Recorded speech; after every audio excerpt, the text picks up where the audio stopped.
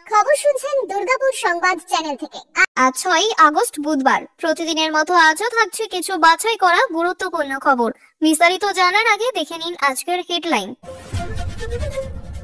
আজ মরদেহ হয়ে ফিরতাম, রোহিঙ্গা বাংলাদেশিরা আমার উপর হামলা চালিয়েছে, বিস্ফোরক শুভেন্দু। মমতাকে হারিয়েছি তাই এত রাগ, এর হিসাব আমি নেব, বদল হবে, বদলাও হবে, শুভেন্দু। ভোটার তালিকা থেকে একজনের নাম বাদ গেলেই বিজেপিকে বাংলায় ঢুকতে দেব না, হুঁশিয়ারি অভিষেকের। ঘাটালে দেবকে পাশে নিয়ে হুঁশিয়ারি মুখ্যমন্ত্রীর। 26-এর পর ডিভিসির জল ছাড়া জল কিভাবে আটকানো হবে তার পরিকল্পনা হবে। ভোটার তালিকায় নাম নথিভুক্তিতে কারচুপি, বাংলার 4 অফিসারকে সাসপেন্ড করল নির্বাচন কমিশন। প্রাক্তন ভোটারের তথ্য জানতে এবার পঞ্চায়েত প্রধানকে নোটিশ, অসম সরকারের চক্রান্ত, তোপ তৃণমূলের।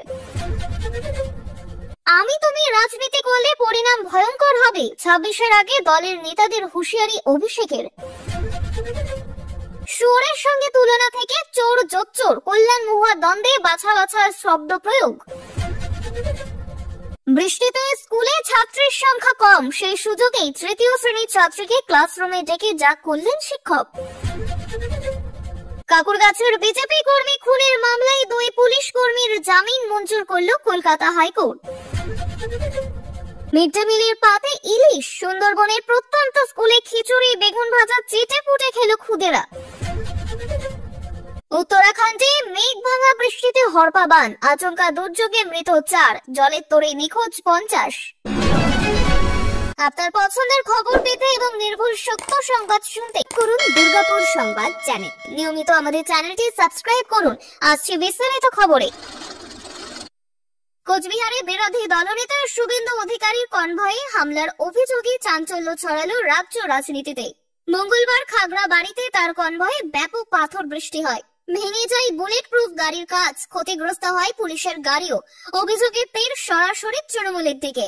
ঘটনার পর শুভেন্দু বলেন, আমি বুলেট প্রুফ গাড়িতে না থাকলে আজ আপনাদের সামনে আমার মরদেহ থাকতো। 90% রোহিঙ্গা ও বাংলাদেশি মুসলমান, 1,500 হাইনার মতো ঝাঁপিয়ে পড়ে আমার উপর। চোর উদয়ন গুহ প্রত্যক্ষ খুনি আর রাজীব কুমার পরোক্ষ খুনি। আমি বদলা নেব, এই শেষ দেখে ছাড়বো। বিজেপির দাবি, তারা হাইকোর্টের অনুমতি নিয়ে কোচবিহারে ডেপুটেশনে কর্মসূচি নিয়েছিল। সে মতো মঙ্গলবার কোচবিহারে ঢোকেন শুভেন্দু। ফলাকাটা হয়ে প্রথমে পৌঁছান ঘোকসাডাঙ্গায়, তারপর খাগড়াবাড়িতে। কিন্তু একই দিন তৃণমূলের জেলা জুড়ে এনআরসি, ভোটার তালিকা সংশোধন ও ভিন রাজ্যে বাঙালি হেনস্থার প্রতিবাদে 19টি কর্মসূচি ঘোষণা করে। শুভেন্দুর কনভয়ের পথেই ছিল তৃণমূলের সভাস্থল। পুলিশ ব্যারিকেড করলেও তৃণমূল কর্মীরা তা ভেঙে বাইরে বেরিয়ে এসে বিক্ষোভ দেখায়, কালো পতাকা ও তীব্র স্লোগান তোলে। প্রশ্ন উঠছে, পুলিশ যখন বিজেপিকে আদালতের অনুমতি ছাড়া সভা করতে দেয় না, তখন তৃণমূলকে কি অনুমতি দেয়া হয়েছিল? পুলিশ জানায় অনুমতি দেয়া হয়নি, তবে তৃণমূল দাবি করে অনুমতির জন্য চিঠি দেয়া হলেও প্রশাসন প্রত্যাখ্যান করেনি। এই ঘটনার জেরে রাজ্য রাজনীতিতে ফের উত্তেজনা। বিরোধী পক্ষের প্রশ্ন, তৃণমূলের জন্য কি আলাদা নিয়ম? পুলিশের ভূমিকা নিয়ে উঠছে জোর প্রশ্ন। শুভেন্দুর হুঁশিয়ারি, এই হামলার বদলা হবেই।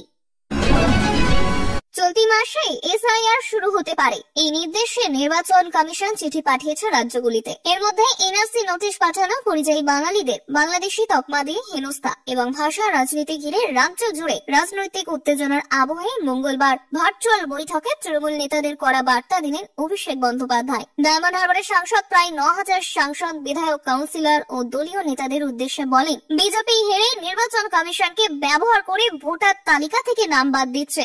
একজনের নাম বাদ গেলে বিজেপির বড় নেতা বাংলায় পা রেখে দেখা, এটা চ্যালেঞ্জ। তিনি জানান, বিহারে এসআইআর প্রক্রিয়ায় 65 লক্ষ নাম বাদ গেছে, বাংলাতেও একই চক্রান্ত চলছে। বিএলওদের ভূমিকা নিয়ে সন্দেহ প্রকাশ করেন তিনি। রাজ্যের 80,000 বুথে ছোট ছোট সভার নির্দেশ দিয়ে বলেন, বিজেপি নেতাকে দেখলেই জয় বাংলা বলুন। আমি তুমি রাজনীতি নয়, সবাইকে ঐক্যবদ্ধভাবে মমতা বন্দ্যোপাধ্যায়ের নেতৃত্বে চলতে হবে। অভিষেক দাবি করেন, কেন্দ্র এখনো বাংলার 1.75 লক্ষ কোটি টাকা আটকে রেখেছে, তবু রাজ্য নিজের টাকায় উন্নয়ন করছে। আমাদের পাড়া আমাদের সমাধান প্রকল্পে তিনি ঐতিহাসিক উদ্যোগ বলে উল্লেখ করে। কোচবিহারের এনআরসি নোটিশ আরো একজনকে দেওয়া হয়েছে বলেই জানান তিনি। প্রশ্ন তোলেন, কি নাগরিক সেটা ঠিক করবে বিজেপি? উত্তরবঙ্গের মানুষকে উদ্দেশ্য করে বলেন, তোমরা বিজেপিকে সাপোর্ট করেছো, তারা এখন অধিকার কেড়ে নিচ্ছে। ভাষা আক্রমণ ইস্যুতেও বিজেপিকে তীব্র আক্রমণ করেই তিনি বলেন, বাংলা ভাষাকে বাংলাদেশি বলা হচ্ছে আর বিজেপি চুপ। এটা সরাসরি বাংলার অসম্মান। 2026-এর বিধানসভা নির্বাচনের আগে তৃণমূলকে ময়দানে নামতে প্রস্তুত থাকার বার্তায় দেন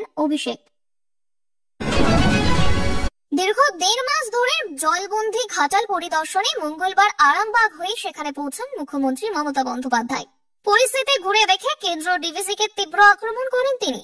অভিযোগ, ঝাড়খণ্ডকে রক্ষা করতে ডিভিসি হঠাৎ জল ছেড়ে দিচ্ছে। এবার ছেড়েছে 51,000 কিউসেক, যার ফলে পরিকল্পিতভাবে বানভাসী হচ্ছে ঘাটাল ও সংলগ্ন এলাকা। অথচ ক্ষতিপূরণে কেন্দ্র মুখ ফিরিয়ে নিয়েছে বলেও অভিযোগ মুখ্যমন্ত্রীর। তিনি স্মরণ করেন, কেরেঘাই ও কপালেশ্বরী নদী সংস্কার কেন্দ্র করেনি, রাজ্যকেই করতে হচ্ছে। এমনকি কেন্দ্রের অসহযোগিতার মধ্যেও ঘাটাল মাস্টার প্ল্যান রাজ্য নিজেই বাস্তবায়ন করবে বলেই জানান মমতা। বর্ষার পরপরই সেই কাজ শুরু হবে বলেই আশ্বাস দেন তিনি। ঘাটালের সভা থেকে মুখ্যমন্ত্রী নাগরিকত্ব, ভাষা, রাজনীতি নিয়ে বিতর্ক করা বার্তা দেন। বলেন, আমি প্রতিবাদ করেছি বলেই আমাকে ন্যাশনাল সিকিউরিটি অ্যাক্টে অ্যারেস্ট করার হুমকি দেওয়া হচ্ছে, ভয় পাই না। তিনি এনআরসি ও ভোটার তালিকা নিয়ে রাজ্যবাসীকে সতর্ক করে বলেন, এসআইআর এর নামে ফের এনআরসি করার চেষ্টা চলছে। পুরনো ভোটার তালিকা বাতিল করে নতুন তালিকা তৈরি হচ্ছে। ষড়যন্ত্রের প্রকৃত নাগরিকদের নাম বাদ দিয়ে বাংলাদেশে পাঠানোর চেষ্টা করা হচ্ছে। সকলে সতর্ক থাকুন। নির্বাচন কমিশনকে আক্রমণ করে বলেন, যে এপিক আধার কার্ড কমিশন নিজে করছেন, আজ তারাই বলছে সেগুলো বাতিল। এই দিন ঘাটাল থেকে মেদিনীপুর যান মুখ্যমন্ত্রী। আগামী দিনে ঝাড়গ্রাম এবং অরণ্য শহরের কর্মসূচিতে অংশ নেবেন বলেই জানান তিনি। জনজাতি উন্নয়ন ও বন্যা পরবর্তীতে কাজ ঘিরে সেখানে প্রশাসনিক বৈঠক করবেন বলেও জানান তিনি। নির্বাচিত জনপ্রতিনিধিকে এবার এনআরসির নোটিশ পাঠালো অসম ফরেনার্স ট্রাইব্যুনাল। কোচবিহারের মাথাভাঙার হাজারহাট 2 গ্রাম পঞ্চায়েতের প্রধান বিমানা বর্মনকে 27 আগস্টের মধ্যে অসমে হাজিরা দেওয়ার নির্দেশ দেওয়া হয়েছে। যদিও এটি তার নিজের নাগরিকত্ব নিয়ে নয়, বরং একদা কোচবিহারের বাসিন্দা মিনতি রায়ের দেওয়া শংসাপত্রের ভিত্তিতে ভেরিফিকেশনের জন্য ডাকা হয়েছে। মিনতি রায়ের বিয়ে হয়েছিল অসমের নলহাটিতে। এনআরসির সময় নাগরিকত্ব প্রমাণে তিনি কোচবিহারের পঞ্চায়েত থেকে শংসাপত্র সহ একাধিক নথি জমা দেন, কিন্তু নামের বানানে ভুল থাকায় তার নামে মামলা হয়। সেই মামলার জেরে এই নোটিশ। প্রধানের হাতে সরকারিভাবে কোনো চিঠি না এলেও মিনতির ছেলে রামপদ রায় তা হাতে নিয়ে হাজির হন পঞ্চায়েতে। এই ঘটনাকে কেন্দ্র করে প্রবল চাঞ্চল্য ছড়ায়। উপপ্রধান জানান, সরকারিভাবে কিছু পায়নি, পুরনো সমস্ত নথি জমা দেওয়া হয়েছে, তবু আবার যাচাই করা একটি ষড়যন্ত্র। ঘটনার নিন্দা করে তৃণমূল কড়া প্রতিক্রিয়ায় বলছে, এটি গণতন্ত্রের উপর আঘাত। নির্বাচিত জনপ্রতিনিধিকে এভাবে অসমে হাজিরার নির্দেশ দিয়ে বাংলা ও বাঙালিদের অসম্মান করা হচ্ছে। দলীয় অভিযোগ, এ এক কাপুরুষোচিত চক্রান্ত, যার মাধ্যমে বাঙালিদের হেনস্থা করে সাংবিধানিক অধিকার খর্ব করা হয়েছে। ঘটনার রাজনৈতিক অভিজ্ঞতা যথেষ্ট গুরুতর বলেই মনে করছেন রাজনৈতিক মহল। মুখ খোলেননি বিমানা বর্মন, তবে জানান, হাতে চিঠি এলে বিডিও ও প্রশাসনের পরামর্শ নিয়ে সিদ্ধান্ত নেবেন। ভোটার তালিকায় গুরুতর অনিয়মের অভিযোগে বারুইপুর পূর্ব ও ময়না বিধানসভা কেন্দ্রের 2 ইআরও ও 2 সহকারী ইআরও কেও সাসপেন্ড করল নির্বাচন কমিশন। পাশাপাশি এক ডেটা এন্ট্রি অপারেটর বিরুদ্ধে ফৌজদারি মামলা রুজুর নির্দেশ দেওয়া হয়েছে। কমিশনের তদন্তে উঠে এসেছে, সংশ্লিষ্ট আধিকারিকরা ভোটার তালিকার সংশোধন ও যাচাইয়ের সময় দায়িত্ব থাকে। উদ্দেশ্য প্রণোদিত কারচুপি ও অসত্যতা যাচাই করছে। অভিযোগ, নির্দিষ্ট রাজনৈতিক উদ্দেশ্য কিছু নাম ইচ্ছাকৃতভাবে তালিকায় অন্তর্ভুক্ত বা বাদ দেওয়া হয়েছিল। প্রমাণ মেলায় কমিশন দ্রুত ব্যবস্থা নেয় এবং অভিযুক্তদের বিরুদ্ধে এফআইআর দায়ের করে। কমিশন এক সিনিয়র আধিকারিক জানান, ভোটার তালিকা গণতন্ত্রের ভিত্তি, সেখানে সামান্য কারচুপিও বরদাস্তযোগ্য নয়। বারুইপুর ও ময়নায় যা ঘটেছে তা অত্যন্ত গুরুতর বলেই কমিশনের পর্যবেক্ষণ। এই ঘটনার পর রাজ্য রাজনীতিতে শোরগোল পড়ে যায়। তৃণমূলের রাজ্য সহ সভাপতি জয়প্রকাশ মজুমদার অভিযোগ করেন, কমিশন বিজেপির নির্দেশে চলছে। পরিকল্পিতভাবে ইআরও ও সহকারীদের মধ্যে ভয় তৈরি করা হচ্ছে। বিজেপি অবশ্য কমিশনের পদক্ষেপকে স্বাগত জানিয়েছে। দলের পক্ষ থেকে জানানো হয়, এই ঘটনা প্রমাণ করে রাজ্যে ভোটার তালিকায় দুর্নীতি হচ্ছে। কমিশনের করা পদক্ষেপ প্রশংসনীয়। কমিশনের এই সিদ্ধান্তকে রাজনৈতিক মহল একদিকে প্রশাসনিক কড়াকড়ি হিসেবে দেখলো, অন্যদিকে এটিকে কেন্দ্র করে শুরু হয়েছে রাজনৈতিক চর্চা। তবে পরিষ্কার, এই পদক্ষেপ ভবিষ্যতে অন্য আধিকারিকদের জন্য কড়া বার্তা হয়ে থাকছে। 2026-এর বিধানসভা নির্বাচনকে সামনে রেখে দলীয় নেতৃত্বকে ঐক্যবদ্ধভাবে থাকতে কড়া বার্তা দিলেন তৃণমূলের সর্বভারতীয় সাধারণ সম্পাদক অভিষেক বন্দ্যোপাধ্যায়। মঙ্গলবার সাংসদ, বিধায়ক, জেলা ও তৃণমূল নেতাদের নিয়ে ভার্চুয়ালি বৈঠকে তিনি বলেন, তুমি রাজনীতি করলে পরিণাম খুব খারাপ হবে। আমি ওয়ার্নিং দিচ্ছি, কে কি দায়িত্ব পাবে তার তালিকা দলের কাছে আছে। এই বৈঠকে প্রায় 9,000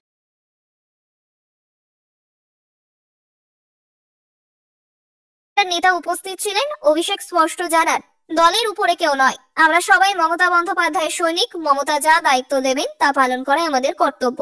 রাজনৈতিক মহলের মতে দলের মধ্যে বিভাজন ঠেকাতে এই হুঁশিয়ারি অত্যন্ত গুরুত্বপূর্ণ বার্তা।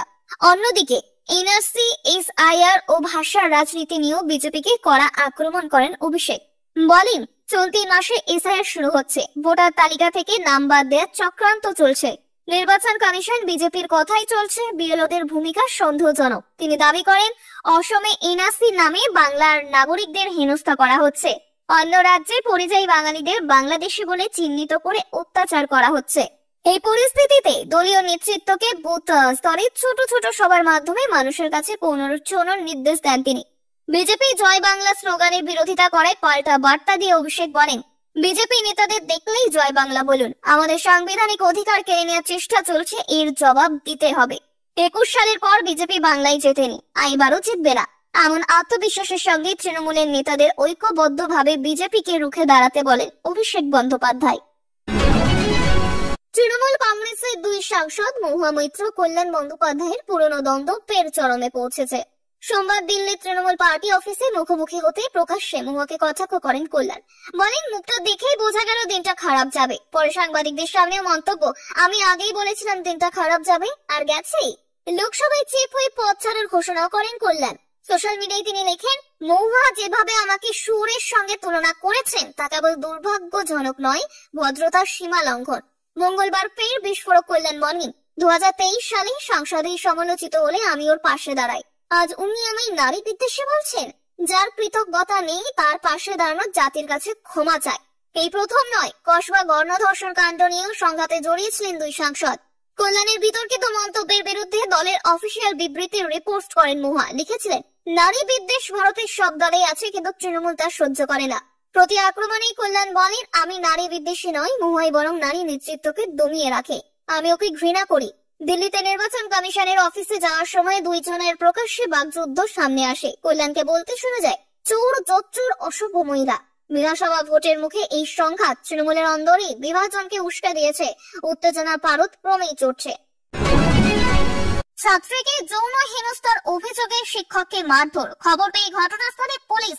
অভিযুক্ত শিক্ষককে উদ্ধার করে আটক করেছে পুলিশ। অভিভাবকদের অভিযোগ, উত্তর 24 পরগনার বাগদা থানা এলাকায় একটি প্রাথমিক বিদ্যালয়ের ঘটনা। পরিবারের তরফ থেকে থানায় অভিযোগ দায়ের করা হয়েছে। অভিভাবকরা জানাচ্ছে, গত শুক্রবার প্রবল বৃষ্টির কারণে স্কুলে ছাত্রছাত্রীর সংখ্যা কম ছিল। অভিযোগ, স্কুল ফাঁকা থাকার সুযোগ নিয়ে 3য় শ্রেণীর এক ছাত্রীকে যৌন হেনস্থা করেন শিক্ষক। মঙ্গলবার অভিভাবকরা স্কুলে গিয়ে প্রধান শিক্ষকের কাছে সেই অভিযোগ জানান। পরবর্তীতে থানায় অভিযোগ দায়ের করা হয়। তবে পুলিশ স্কুলে পৌঁছানোর আগে ক্ষুব্ধ অভিভাবকরা অভিযুক্ত শিক্ষককে মারধর করে। ক্ষুব্ধ অভিভাবকের হাত থেকে শিক্ষককে উদ্ধার করে বাগদা থানার পুলিশ। নাবালিকা ছাত্রীর মায়ের অভিযোগ, শিক্ষকদের দৃষ্টান্তমূলক শাস্তি চায়। মেয়ের সঙ্গে যে ঘটনা ঘটিয়েছে আর যেন অন্য কারোর সঙ্গে এরকম ঘটনা না ঘটাতে পারে। স্কুলের প্রধান শিক্ষক তিনি বলছেন, স্কুলের শিক্ষকের বিরুদ্ধে যে অভিযোগ উঠেছে তা অত্যন্ত নিন্দনীয়। এর প্রভাব যেন স্কুলের উপরে না পড়ে। অভিভাবকের অভিযোগের ভিত্তিতে পুলিশ অভিযুক্ত শিক্ষককে নিয়ে গিয়েছে। প্রশাসন তার বিরুদ্ধে উপযুক্ত ব্যবস্থা নেই, আমরা সেটাই চাই। 4 বছর আগে বিধানসভা ভোট পরবর্তী হিংসার সময় খুন হয়েছিলেন কাকুরগাছের বিজেপি কর্মী অভিজিৎ সরকার। সেই চাঞ্চল্যকর মামলায় নতুন মোড়। মঙ্গলবার কলকাতা হাইকোর্ট শর্ত সাপেক্ষে জামিন মঞ্জুর করলেও কলকাতা পুলিশের তৎকালীন এসআই রত্না সরকার ও হোমগার্ড দীপঙ্কর দেবনাথকে বিচারপতি জয় সেনগুপ্তের বেঞ্চে নির্দেশ দেন। তবে এর আগে গত 18 জুলাই আদালতে রত্না, দীপঙ্কর, নারকেলডাঙ্গা তৎকালীন ওসি শুভজিৎ সেন ও অভিযুক্ত সুজাতাদের জামিনের আর্জি খারিজ করে 4 জনকে জেল হেফাজতে পাঠায়। এই ঘটনা তদন্ত শুরু করে নারকেলডাঙ্গা থানার পুলিশ। কিন্তু নিহতের পরিবার পুলিশের প্রতি অনাস্থা জানিয়ে সিবিআই তদন্তের আবেদন করে। হাইকোর্টের নির্দেশে তদন্ত ভার যায় সিবিআইয়ের হাতে। 2021 সালে সেপ্টেম্বরে প্রথম চার্জশিট দেয় সিবিআই, যাতে 20 জন অভিযুক্তের নাম ছিল।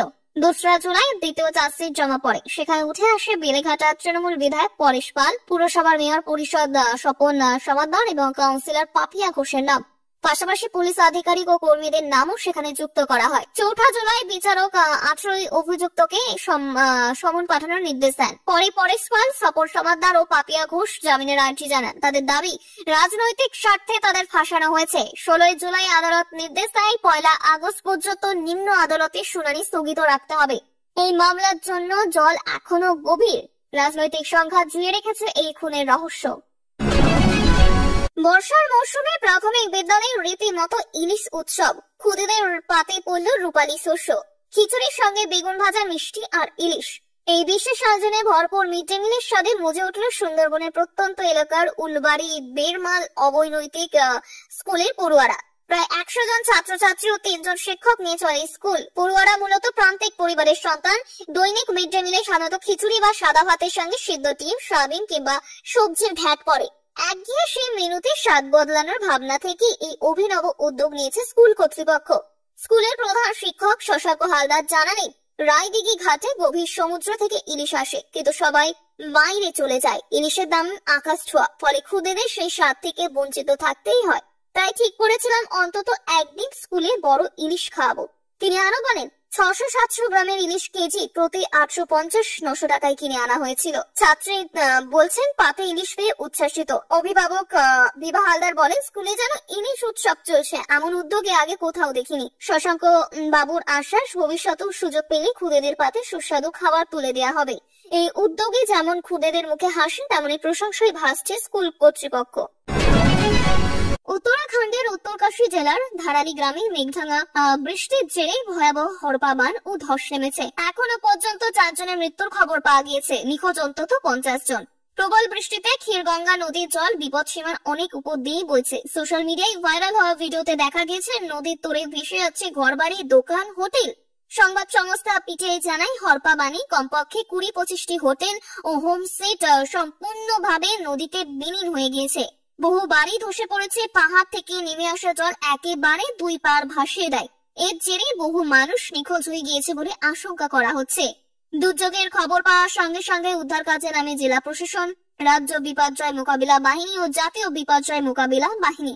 ঘটনাস্থলে পৌঁছেছে ইন্দো টিবেটান বর্ডার পুলিশের 16 জন সদস্য। মুখ্যমন্ত্রী পুষ্কর সিং ধামি এক্স হ্যান্ডেলে লেখেন, উত্তরকাশীর ধারালি অঞ্চলে মেঘভাঙা বৃষ্টির জেরে হওয়া ভয়াবহ ক্ষতি অত্যন্ত বেদনাদায়ক। উদ্ধার কাজ চালাতে সব রকম সংস্থা একসঙ্গে কাজ করছে। পরিস্থিতির উপর কড়া নজর রাখা হচ্ছে। উল্লেখ্য, বিগত কিছুদিন ধরে উত্তরাখণ্ডে লাগাতার ভারী বৃষ্টি চলছে। ফুসছে রাজ্যের একাধিক নদী। হরিদ্বারে গঙ্গা বইছে বিপদসীমার উপর দিয়ে। রুদ্রপ্রয়াগ জেলায় ভেঙে পড়েছে একাধিক দোকান। দুর্যোগের জেরে বহু রাস্তার জলের তলায়। এরই মাঝে উত্তরকাশীতে এই নতুন বিপর্যয়ে রাজ্য জুড়ে আতঙ্ক ছড়িয়েছে। আজকের জন্য এখানেই শেষ। দেখা হচ্ছে পরের খবরে। ধন্যবাদ।